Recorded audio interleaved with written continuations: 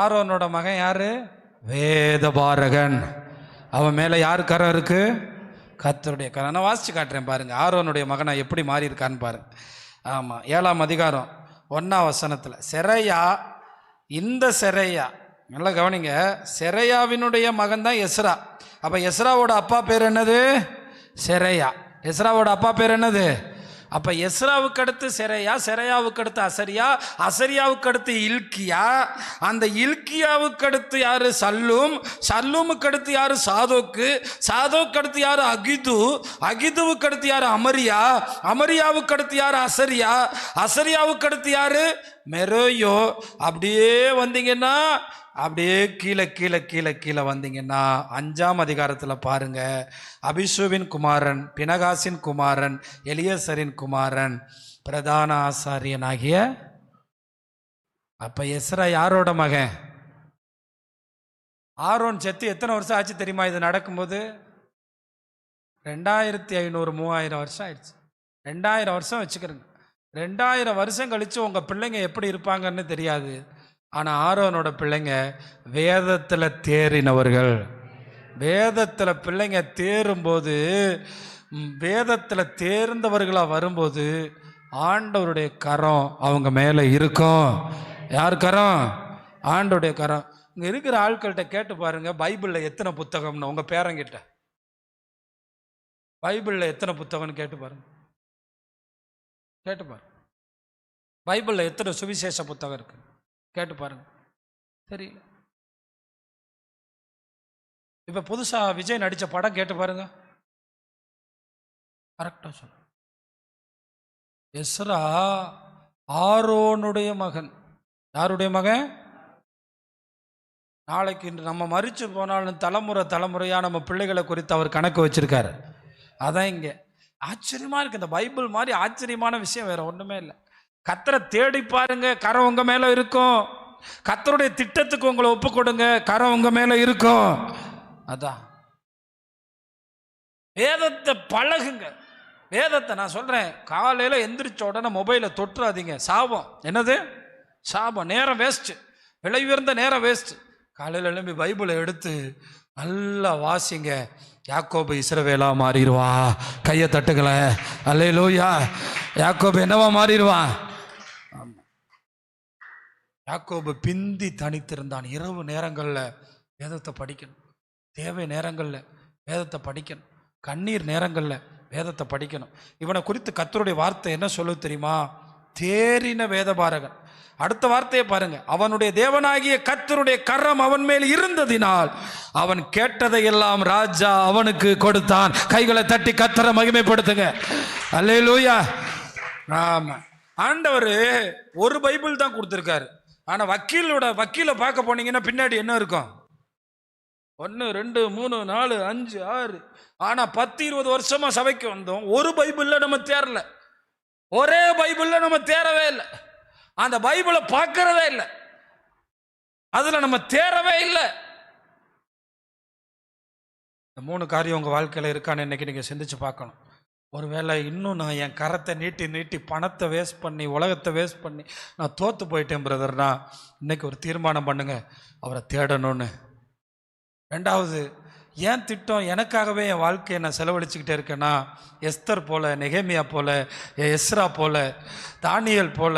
Daniel ஏன் தெரியுமா? பிரதம மந்திரியான உன்னையும் ஜன்னலை திறந்து வச்சு அந்த இடிஞ்சு போன ஆலயத்துக்கு நேராக ஜெபம் பண்ண தெரியுமா?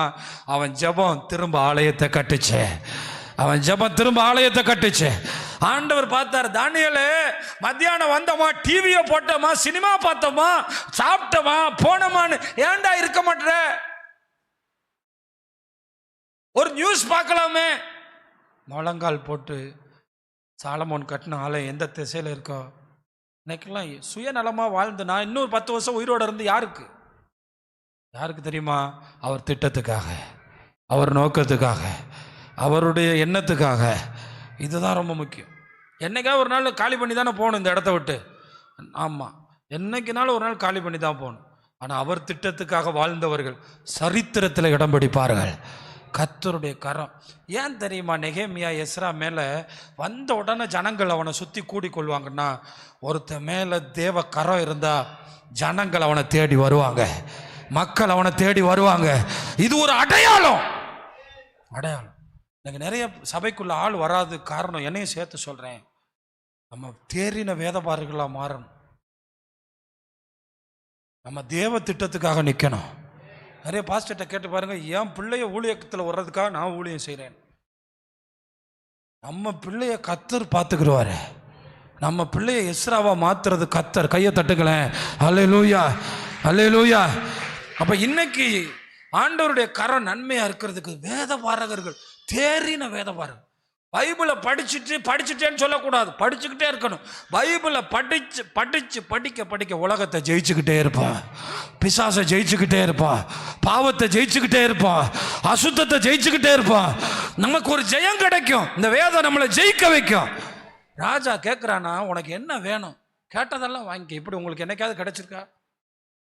கேட்டதெல்லாம் வாங்கிட்டு போ. உப்பு வேணுமா? வாங்கிட்டு போ. தங்கம் வேணுமா? வாங்கிட்டு போ. வெள்ளி வேணுமா? வாங்கிட்டு போ. கேட்டதெல்லாம் வாங்கிட்டு போப்பா, கேட்டதெல்லாம் வச்சுக்கப்பா. யாராவது எங்களுக்கு தருவாங்களா? நான் உங்களுக்கு சொல்கிறேன், இந்த வேதத்தை நேசிக்க ஆரம்பிங்க. கேட்டதெல்லாம் கிடைக்கும், கேட்டதில் அதிகமாக கிடைக்கும். எல்லாத்தையும் கர்த்தர் தருவார். ஆண்டவரை கை வைத்து சொல்லுங்கள், இந்த வேதத்தை நேசிக்க எங்களுக்கு கிருபதாரம், கிருபதாரம், கிருபதாரம், கிருபதாரம் அப்பா. ஆமாம், கிருபதாரம். இங்கே அவன் ஆண்டவர் அவன் மேலே அவன் கூடவே இருந்தார், அவன் கூடவே இருந்தார், கூடவே இருந்தார்னு சொல்லப்பட்டு 10ஆம் வசனத்தில் பார்த்தீங்கன்னா, வேதத்தை ஆராய்வதற்கும் என்ன செய்வான்? யாரு? எஸ்ரா. வேதத்தை என்ன பண்ணுவாராம்? ஆராய்ஞ்சிருவார். அப்போ இந்த வேத பாரகர்களாக மாறும்போது நம்ம என்ன செய்ய ஆரம்பிச்சிருவோம்? ஆராய ஆரம்பிச்சிடும். இந்த பவுல் அப்போஸ்தலன் தெசலோனிக்கே பட்டணத்தில் ஊழியம் செஞ்சுட்டு அடுத்து ஒரு ஊருக்கு போனார். அந்த ஊருக்கு பேர் பெரேயா பட்டணம். அந்த பெரேயா பட்டணத்து மக்களும் பைபிளை என்ன பண்ணுவாங்களா? ஆராய்ச்சி. கிரேக்கர்கள் அவங்க. இந்த கிரேக்கர்களுக்கு ஆராய்ச்சி பண்ணுறது ஒரு வேலை. அந்த நட்சத்திரம் எதுக்கு வந்திருக்கு, அந்த நட்சத்திரம் எதுக்கு இப்போ போயிட்டுருக்கு, இந்த மாதிரி ஆராய்ச்சி பண்ணுறவங்க தான் கிரேக்கர். இவன் ரட்சிக்கப்பட்ட உடனே எதை ஆராய்ச்சி பண்ண ஆரம்பிச்சிட்டான்? பைபிளை பார்த்தார். பைபிள் ஆராய்ச்சி பண்ண பண்ண பண்ண இந்த பெரேயா பட்டணத்தார் நல்ல குணசாலியாக மாறிட்டாங்க. ஆமாம், நிறைய பெண்கள் பைபிளே படிக்க மாட்டாங்க. புருஷனை டே போட, இப்போ 2026 ஃபேஷன், உட்கார்ற, நீ என்ன சொல்றது போ. ஆனா ஆண்டவர் என்ன? ஆண்டவர் தெய்வமே. அது எந்த பைபிள்னு எனக்கு ஒண்ணுமே தெரியும். அது ஏதோ புதுசாக ஏதாவது 2026 பைபிள். புருஷனை போடா வாடா என்று அழைக்கலாம். இது புது பைபிள். என்ன பைபிள்னு எனக்கு தெரியல. ஆனா எஸ்ரா வேதத்தை ஆராயவும் இஸ்ரவேலின் கட்டளைகளையும் நீதி நியாயங்களை உபதேசிக்கும். ஏன்னா இங்கே 2 உபதேசிக்கணுமா? நான் தப்பு பண்ணா என்ன நீங்கள் தியேட்டரில் பார்த்தீங்கன்னா என்ன சொல்லுவீங்க? பிரதர், எங்கள் பாஸ்டர் பெரிய இவர் மாதிரி பேசுகிறார், என்ன பெரிய ஆள் மாதிரி வெட்டு குத்தா நிற்கிறார். நேற்று அவர் எங்கே பார்த்தேன்? நீங்கள் ஏற்றுக்கிறீங்களா? சொல்லுங்கள், உண்மையே சொல்லுங்கள். ஏற்றுக்கிற மாட்டேல்ல? ஆமாம். அப்போ உங்களுக்கு போதிக்கிறதுக்கு நான் என்ன படணும்? பக்குவப்படணும். உங்கள் பிள்ளைகளுக்கு போதிக்கிறதுக்கு நீங்கள் என்ன படணும்? ஆமாம். இன்றைக்கி நைட்டு ஜெபத்தில் அப்பா சொல்லி கொடுக்குறாரு, பொய் சொல்லாது இருப்பாயாகன். அப்பா என்ன சொல்கிறாரு? பிள்ளைகளுக்கு பொய் சொல்ல. நாளைக்கு காலையில் ஏதோ ஒரு பிரச்சனையில் பிள்ளைங்க அப்பா பொய் சொல்கிறார், பிள்ளை என்ன சொல்லும்? நேற்று நைட்டு அப்பா என்ன சொல்லி கொடுத்தாரு, இன்னைக்கு அப்பா என்ன சொல்கிறாரு? அப்பா அவர் வேதத்தை கை கொள்றதுக்கு என்ன படுத்தலை. அடுத்த நாள் ஜெப கூட்டத்தில் அப்பா நைட்டு குடும்ப ஜெபத்தில் சொல்கிறார், கடன் வாங்காது இருப்பாயாகன். அடுத்த நாள் அப்பா ஃபோன் பண்ணி 10,000 ரூபா கடன் இருந்தால் கொடுங்கன்னு கேட்குறார். இப்போ பிள்ளை என்ன சொல்லும்? எங்கள் அப்பாவே வேதத்தை என்ன பண்ணுறதில்ல. இப்போ தெரியுதா? எஸ்ரா வேதத்தை ஆராயவும் உபதேசிக்கவும் இருதயத்தை என்ன படுத்தியிருந்தான்? வேதம் நம்மளை குத்தும் இருபுறமும். நீங்கள் பாட்டுக்கு உங்கள் பிள்ளைகிட்ட பேசிட்டு நீங்கள் தப்ப முடியாது, நான் உங்கள்கிட்ட பேசிட்டு நான் தப்ப முடியாது. ஆனால் வேதத்தில் தேரும்போது அவர் கரம் என் மேலே இருக்கும். ராஜா கேட்டதை எல்லாம் கொடுப்பான். அல்லேலூயா. ஆமாம். சபையை இத்தனை வருஷமாக வந்து நீ வேதத்தில் தேரலைன்னா எப்படி அவர் கரம் உன் மேலே இருக்கும்? நீ எப்படி பலத்த காரியங்களை செய்ய முடியும்? இந்த மத்தியானம் நான் கேட்குறேன், எப்படி அவர் கரம் உன் மேலே உட்காரும்? எப்படி அவர் கரம் உன் மேலே அமரும்? எப்படி அவர் கரம் செயல்படும்? வேதத்தை கை கொள்றதுக்கு இருதயத்தை என்னப்படுத்தணும்? நிறைய பேர் அதனால தான் நான் பிரசங்கம் பண்ணும்போது எதிர்த்து பார்க்கறது. ஏன்னா அவங்க இருதயம் பக்குவப்படலை. பாஸ்டர் வேதத்தை தானே சொல்றாரு. எஸ்ராவை கிட்ட ராஜா கூப்பிட்டு கேட்கிறாரு, மகனே என்ன வேணும் வாங்கிட்டு போ. இந்த அர்த்தசாஸ்திர ராஜா எஸ்ராவுக்கு நெகேமியாவுக்கு அள்ளி கொடுத்தார். அல்லேலூயா சொல்லுங்க, அல்லேலூயா. அள்ளி கொடுத்தார். இந்த தரியு ராஜாக்கள்னு பேர் வருதுல, அவங்க எல்லாம் மேதிய ராஜாக்கள். இதை நீங்கள் நல்லா தெரிஞ்சுக்கிறோம். அடுத்தது பைபிள் படிக்கும்போது உங்களுக்கு யூஸ் ஆகும். அகாஸ்வேரு, அர்த்தசாஸ்டா, கோரேஸ் இவங்கெல்லாம் பெர்சிய ராஜாக்கள். சரியா? அதில் பெர்சிய ராஜாக்களுடைய முதல் ராஜா கோரேஸ், ரெண்டாவது ராஜா எஸ்தர் காலத்தில் இருந்து அகாஸ்வேரு, மூணாவது ராஜா அர்த்தசாஸ்டா. சரியா? எந்த சாஸ்டா? இந்த ஆர்டர் தெரியணும். அப்போ தான் பைபிள் படிக்கும்போது இடையில தரியும் வருவார். நல்லா கவனிங்க, தரியும் வருவார், அகாஸ்வேரும் வருவார், அர்த்தசாஸ்டாவும் வருவார், அகாஸ்வேரும் வருவார். அப்போ இது எப்படி அப்படின்னு கேட்டிங்கன்னா, இந்த மேதிய பெர்சிய சாம்ராஜ்யத்துக்குள்ளே ஒரு உடன்படிக்கை இருந்துச்சு. அவங்க ரெண்டு பேரும் சேர்ந்து தான் பாபிலோனை ஜெயிச்சாங்க. யாரை ஜெயிச்சாங்க? அந்த பாபிலோன் யாரு? நேபுகாத்நேச்சார். ஜெயிச்ச உடனே என்ன சொன்னாங்கன்னா, ஒரு வருஷம் நீ ஆளுகை செய்யணும், ஒரு வருஷம் நான் ஆளுகை செய்யணும், ஒரு தடவை நீ ஆட்சியில் இருக்கணும், ஒரு தடவை நான் ஆட்சியில். அதனால தான் அடிக்கடி தரியும் இவங்களும் என்ன பண்ணி வருவாங்க. ஆனால் கோரேஸ் மேதிய பெர்சிய சாம்ராஜ்யம் ஆட்சிக்கு வந்த உடனே முதல்ல ஆட்சிக்கு வந்தது தரியு தான். ஏன் தரியு முதல்ல ஆட்சிக்கு வந்தார், கோரேஸ் ரெண்டாவது ஆட்சிக்கு வந்தார்? தரியு கொஞ்சம் வயசானவராக இருந்தனால கோரேஸ் விட்டு கொடுத்து யாரை ராஜ்யபாரத்தில் உட்கார வச்சாங்க? தரியு. அப்போ தரியுங்கிற பெயரில் வர்ற இடத்துல எல்லாம் மேதியர்களோட ஆட்சி, இந்த பெயர் வர்ற இடத்துலலாம் பெர்சியர்களுடைய ஆட்சி. இது உங்களுக்கு தேவையில்லை. ஆனால் உங்களுக்கு என்ன தேவை தெரியுமா? அவரை தேடுகிறவங்க மேலே அவருடைய கரம். உங்களுக்கு என்ன தேவை தெரியுமா? எங்கள் எம்ஜிஆர் நகரில் தேவ திட்டம் என்ன? ஆமாம், நீங்கள் சொல்லுங்கள், ஆண்டவரே உங்கள் சித்தம் நிறைவேறணும். நிறைய மக்கள் அங்கே இருக்காங்கல்ல. ஆமாம், இந்த ஏரியாவில் நான் ஒன்று மட்டும் காலையில் ஜோம் பண்ணிட்டே போனேன். எங்கள் ஏரியாவில் ஆத்துமாக்கள் இடைவெளி வெட்டி இருக்காங்க. அங்கே ஆத்துமாக்கள் அளவில்லாமல் இருக்காங்க.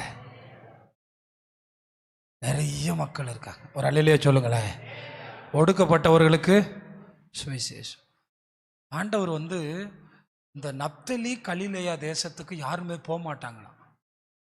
ஏன்னா அவங்க ரெண்டு கோத்திரம் தான் இருந்தாங்க, செபுலோன், நப்தலி. யாரு? ஆமாம், உங்களுக்கு தெரியும், மீன் பிடிக்கிற இடமெல்லாம் என்ன பண்ணும்? பேசும். ஆனால் இயேசுநாதர் செபுலோன் நப்தலி கோத்திரத்தில் இருந்துதான் தம்முடைய சீடர்களை தெரிந்து கொண்டார். கைகளை தட்டுங்களேன், அல்லேலூயா. ஆமாம், இன்னைக்கு நிறைய பேர் கேட்குறாங்க, எதுக்கு ஏழைகளுக்கு போய் சுவிசேஷம் சொல்கிறேன்? ஏழைகளுக்கு சொல்லலை, எல்லாருக்கும் சொல்கிறோம். அதிகமாக பணக்காரனுக்கு தான் சொல்கிறோம். ஆனால் அவன் தான் ஏற்றுக்கொள்கிறான். அவர்களை தேவன் ஆசீர்வதிக்கிறார். அதனால் தேவ திட்டம் உங்களை குறித்து என்னன்னு புரிஞ்சுக்கிட்டு நீங்கள் நடந்தா ஆண்டோடைய கரம் உங்கள் மேலே இருக்கும். இந்த மூணாவது சொன்னேன்ல, வேதத்தில் உங்களை பக்குவப்படுத்துங்க, வேதத்தில் உங்களை ரொம்ப கவனமாக வச்சுக்கிறேன். இதில் நல்லா கவனிங்க. இந்த வேதத்தில் பக்குவப்பட்டவனுக்கு அந்த அர்த்தசாஸ்திரா ஒரு கடிதம் எழுதுகிறான். என்ன கடிதமாக இருக்கும்? காலையில் படித்து நான் ஆச்சரியப்பட்டு போயிட்டேன். எஸ்ராவுக்கு ஒரு கடிதம் எழுதுகிறேன். அந்த கடிதத்தை நான் வாசிக்கிறேன், கேளுங்க. 11வது வசனத்தில், கர்த்தருடைய கற்பனைகளின் வார்த்தைகளிலும் அவர் இஸ்ரவேலுக்கு கொடுத்த கட்டளைகளிலும் படித்து தேறின வேதபாரகனாகிய எஸ்ரா என்னும் ஆசாரியனுக்கு ராஜாவாகிய அர்த்தசாஸ்திரா கொடுத்த சன்னதின் நகலாவது. இந்த அர்த்தசாஸ்திர ராஜா தான் யார் காலத்தில் இருக்கிறவர்? நெகேமியாவோட காலத்தில் இருக்கவர். அவர் தான் இவர். இந்த அர்த்தசாஸ்திர ராஜா யாருக்கு கடிதம் எழுதுறாரு? எஸ்ராவுக்கு. இந்த கடிதத்தை கேளுங்க. அவன் ஒரு விக்கிரக ஆராதன ராஜா. அவன் எழுதின கடிதத்தை பாருங்க. ராஜாதி ராஜாவாகிய அர்த்தசாஸ்திரா, பரலோகத்தின் தேவனுடைய நியாயப்பிரமாணத்தை போதிக்கிற உத்தம வேத பாரகனாகிய எஸ்ரா என்னும் ஆசாரியனுக்கு பூரண சமாதானம் உண்டாக வாழ்த்தி எழுதுகிறது என்னவென்றால், நம்முடைய ராஜ்யத்தில் இருக்கிற இஸ்ரவேல் ஜனத்திலும் அதன் ஆசாரியரும் லேவியரிலும் உன்னோடு கூட எருசலேமுக்கு போக மனப்பூர்வமாயிருக்கிற யாவரும் போகலாம் என்று நம்மாலே உத்தரவாகிறது. ராஜா சொல்றாரு, எந்த ராஜாவாவது விடுவானா? யாரெல்லாம் போகணுமோ நீங்க போங்க. நம்ம அடுத்த வசனம் பாருங்க. நீ உன் கையில் இருக்கிற உன் தேவனுடைய நியாயப்பிரமாணத்தின்படி. அப்ப எஸ்ரா கையில என்ன இருக்கு? உங்க ஏரியாவில் ஒரு ஆள் உங்களை பார்த்து சொல்லுவாரா, நீ உன் கையில் இருக்கிறவன் வேதத்தின்படி நடக்கிறவன்? ராஜா கடிதத்தில் எழுதியிருக்கார், உன் கையில் இருக்கிற நியாயப்பிரமாணத்தின்படி யூதாவையும் எருசலேமையும் விசாரித்து நடத்தவும் ராஜாவும் அவருடைய மந்திரிமாரும் எருசலேமில் வாசம் பண்ணுகிற இஸ்ரவேலின் தேவனுக்கு மனப்பூர்வமாய் கொடுத்த வெள்ளியையும் பொன்னையும், பாபிலோன் சீமை எங்கும் உனக்கு கிடைக்கும் எல்லா வெள்ளியையும் பொன்னையும் உன்னுடைய ஜனமும் ஆசாரியரும் எருசலேமில் உள்ள தங்கள் தேவனுடைய ஆலயத்துக்கு என்று மன உற்சாகமாய் கொடுக்கும் காணிக்கைகளையும் நீ கொண்டு போகவும் நீ ராஜாவினாலும் அவருடைய 7 மந்திரிமார்களாலும் என்ன செய்யப்படுகிறாய்? அனுப்பப்படுகிறாய். அவன் அப்படியே அந்த கடிதத்தை எழுதி ஒரு பயங்கரமாக, நீ ஆண்டவருக்கு பலி செலுத்து, ஆண்டவருக்குரிய எல்லாத்தையும் செய் அப்படின்னு சொல்லி அனுப்பியிருக்காருன்னா அந்த ராஜாவினுடைய கண்களில் எவ்வளவு இரக்கம் கிடைச்சிச்சு. நான் என்ன சொல்ல வர்றேன்னா, நம்ம வேதத்தின் மேலே கவனமாக இருந்தால் நம்மளுடைய தேவைகளின் மேலே கர்த்தர் கவனமாக இருப்பார். நம்ம வேதத்தின் மேலே கவனமாக இருந்தால் நம்ம ஆசீர்வாதத்தின் மேலே கர்த்தர் கவனமாக இருப்பார். நம்ம வேதத்தில், அதனால தான் சொல்கிறேன், நீங்கள் வேதத்தில் ரொம்ப கவனமாக இருக்கணும். சத்தமாக அல்லேலூயா சொல்லுங்கள். அல்லேலூயா. அதனால் இந்த உபவாச ஜெபத்தில் வந்திருக்கிற நீங்கள் வேதத்துக்காக பக்குவப்படுங்க. உங்களுக்கு நான் பிரசங்கம் பண்ணுறேன், நான் எவ்வளோ நேரம் வேதத்தில் செலவு பண்ணுறனோ நீங்கள் அந்த அளவாவது இதில் செலவு பண்ணணும். ஏன்னா நம்ம எல்லோரும் தேவனுடைய திட்டத்துக்காக நிற்கிறோம். சும்மா டிவியில் பார்க்குறதும் ஒரு ஸ்டேட்டஸை வைக்கிறதும் இல்லை. வேதத்துக்காக நம்முடைய இருதயம் பக்குவப்படும். நிச்சயமாக உங்கள் தேவைகளுக்காக ராஜாக்கள் உங்களிடத்தில் வருவார்கள். ராஜாக்கள் உங்களுக்கு உதவி செய்வார்கள். எனக்கு அதுதான் ஆசை, நம்ம வளரணும். ஆனால் ராஜாக்களுடைய உதவி நமக்கு வரணும்னா நம்ம எதில் தேரணும்? வேதத்தை. நிறைய பாஸ்டர்களை பார்த்துருக்கீங்களா? வீடு வீடாக வருவாங்க, வந்துட்டு எஸ்தர் போல நீ ஆசீர்வதிக்கப்படுவ ஜெபம் பண்ணுவாங்க ஒரு 500 ரூபா காணிக்கைக்கு. நான் சொல்கிறேன், நம்ம வேதத்தில் தேர்னா வேண்டியதெல்லாம் கர்த்தர் தருவார். இந்த ராஜா என்ன சொல்கிறான் தெரியுமா? உப்பு கூட கொடுத்து விட்றேன்னு சொல்கிறான். அது பின்பகுதியில் நீங்கள் கவனித்து பாருங்கள். 22ஆம் வசனத்தில் பாருங்கள். வேண்டிய உப்பையும் தாமதமில்லாமல் சேகரிக்கும் பரலோகத்தின் தேவனுடைய கற்பனையின்படி எது தேவையாக இருக்கும் அதுவெல்லாம் பரலோகத்தின் தேவனுடைய ஆலயத்திற்கு ஜாக்கிரதையாய் செலுத்தப்படவும் ராஜாவும் அவர் குமாரரும் ஆளின் ராஜ்யத்தின் மேல் கடும் கோபம் வருவானேன் அப்படின்னு சொல்கிறாருங்க. அப்படின்னா என்ன பாருங்கன்னா, நம்ம படுற வேதனையை யார் படுறா? ராஜா படுறார். இந்த ஆலயத்தை எப்படி கட்ட போகிறோமோ, காங்கிரீட் எப்படி போட போகிறோமோ, பில்லர் எப்படி எழுப்ப போகிறோமோ, இடம் எப்படி வாங்க போகிறோமோ, அதை யார் படுறா?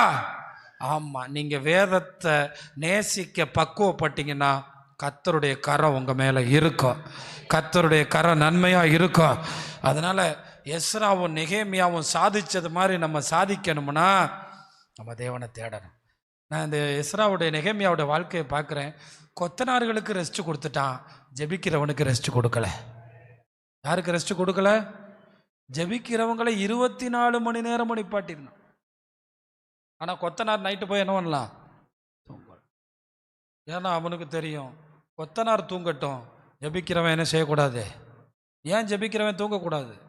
தேவனை தேடுகிற எல்லார் மேலும், தேவ திட்டத்தை செய்கிற எல்லார் மேலும், தேவனுடைய வேதத்தை நேசிக்கிற எல்லார் மேலும் இந்த 3 காரியத்தை புரிஞ்சுக்கிட்டு, நான் வாழ்கிறது எதற்காக, என்னை குறித்த தேவனுடைய திட்டம் எதற்காக என்பதை புரிந்து கொண்டு உங்கள் மேலே யார் கரம் நன்மையாக இருக்கட்டும். ஆமாம், அவன் மேலே அவர் ஆண்டவருடைய கரம் நன்மையாக இருந்தனால அவனுக்கு கிடைச்ச ஆசீர்வாதத்தை சொல்லவா? அவன் கேட்டதெல்லாம் ராஜா கொடுத்தான். அவனோடு கூட ஜனங்கள் கூடி கொண்டார்கள். என்ன செஞ்சாங்களா? ஆமாம், அவன் எல்லா ஜனங்களும் கூடிட்டாங்க. அது நான் நம்புகிறேன். என் மேலே ஆண்டவருடைய கரம் இருந்தனால தான் நீங்கள்லாம் சபைக்கு வர்றீங்க. அது உண்மை. இல்லைன்னா நீங்கள் யாருமே வரமாட்டீங்க, என்னைக்கோ போயிருப்பீங்க. எனக்கு முன்னாடி ஊழியத்துக்கு வந்தவங்க எத்தனை பேர் நீங்கள் பார்த்தீங்க. இந்த பாஸ்டர் வந்தான், ஏதோ ஜெபம் பண்ணா, ஒரு ஆலயத்தை கட்டினா, இவன் கூட யார் இருக்கா? அதனால தான் உங்களை விட 20 வயசு 10 வயசு குறைஞ்ச என்னோட நீங்கள் இருக்கிறது காரணம், உங்களை கர்த்தர் என் பக்கமாக சேர்த்ததுக்கு காரணம் அந்த தெய்வத்தோட கரம் என் மேலே இருந்துச்சு. அது மட்டும் உண்மை. இல்லைன்னா என்றைக்கும் நான் இல்லாமையே போயிருப்பேன், அது உண்மை. அதனால் அவருடைய கரம் நம்ம மேலே இருக்கும்போது ஜனங்கள் நம்மை தேடி வருவார்கள், ஜனங்கள் நம்மிடமாய் சேருவார்கள், எல்லா மக்களும் நம்மிடமாய் வருவார்கள். அடுத்து மூணாவது, அவருடைய கரம் அவர் மேலே இருந்தனால எருசலேமுக்கு போனார். ஏன்னா எருசலேமுக்கு யாருமே போகல, தானியேலால் போக முடியும், போகல. தானியேல்கிட்ட கர்த்தர் என்ன சொன்னார்? இங்கே படுத்துருவோம், கல்லறை இங்கே. எஸ்தரோட கல்லறை அங்கே தான் இருக்குது, எல்லாரோட கல்லறை அங்கே தான் இருக்குது. ஆனால் ஆண்டவருடைய கரம் இருந்தனால தான் தேவன் அவர்களை எங்கே கொண்டு போனார்? எருசலேமுக்கு கொண்டு போனார். நம்மை ராஜ்யத்தில் கொண்டு போவார், நமக்கு அந்த திட்டம் வச்சிருக்காரு. அதனால எல்லாருடைய கண்கள்லேயும் உங்களுக்கு ஒரு பெரிய தயவு கிடைக்கும், அதிகாரிகளுடைய கண்களில் தயவு கிடைக்கும். அந்த புதிய அரசாங்கம் வந்திருக்குல்ல, அதன் கண்களில் இருந்து தயவு உங்களுக்கு கிடைக்கணும்னா யார் கரை வேணும்? நான் இப்போ அந்த பட்ஜெட்லாம் வரும்போது ஜெபம் பண்ணுவேன், அதுவும் முக்கியமாக அந்த வீட்டு திட்டத்துக்காக ஜெபம் பண்ணுவேன், எல்லாருக்கும் நல்ல வீடு வரணும்னு. அப்போ முதல்ல பட்ஜெட்டில் எனக்கு ஒரு சந்தோஷமான செய்தி, இதுவரை 3.5 லட்ச ரூபா கொடுத்துக்கிட்டு இருந்த வீட்டு திட்டத்துக்கு இப்போ 5 லட்ச ரூபாய்க்கு மாற்றிருக்காங்க. அப்போ நான் நினைக்கிறேன், இந்த 5 வருஷத்தில் நம்ம பிள்ளைங்க எல்லாரும் மேலே ஒரு கரம் உட்காந்து நல்ல வீடுகளை கட்டட்டும். அல்லேலூயா. காங்கிரீட் வீடு கட்டாதவங்க சந்ததிகளுக்கு கட்டட்டும், அது அவருடைய கரமாக இருக்கட்டும். அதான் சொல்ல. அப்போ ஆண்டவருடைய கரம் வரும்போது அதிகாரிகள் நம்மளை தேடி வந்து நமக்கு உதவி செய்வாங்க. அல்லேலூயா. எந்த எலும்பி நிற்போமா? உங்கள் கரம் இருக்கு.